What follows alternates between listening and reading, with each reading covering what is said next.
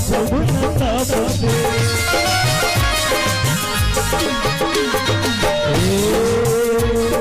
धीरे धीरे हमारे तिवारी परिवारी सभी लोग खड़े हैं यहाँ पे।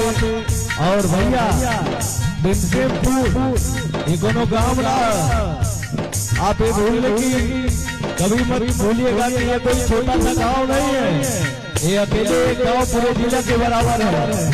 एक बार जोरदार ताली हमारे तिवारी परिवार के लिए जितने अतिथि गण आए भैया, एक बार जोरदार ताली बजाइए आप लोग जो भी जहाँ खड़ा है।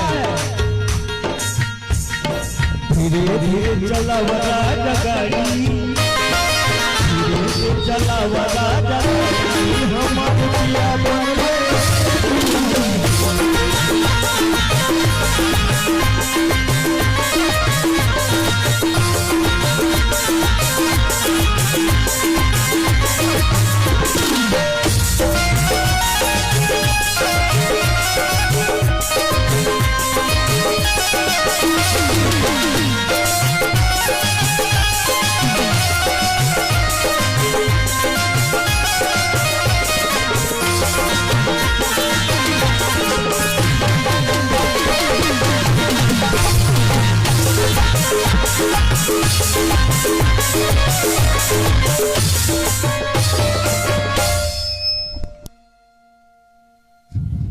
आइए अभी ये कम कीजिएगा, आप लोग थक गए होंगे, थोड़ा सा बैठ के रेस्ट कीजिएगा। जल जलपान का व्यवस्था मैं बोलता हूँ, आप लोग बैठिए थोड़ा देर, मैं अकेले ही गाता हूँ।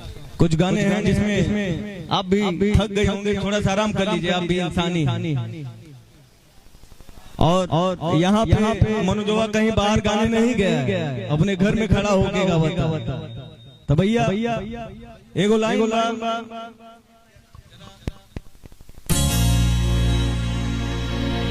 के जब भेटई पे न गइल त हर के लौकल से का भइल, हर के कोनो लाभ न लहल अरे छौ कहला से का भइल।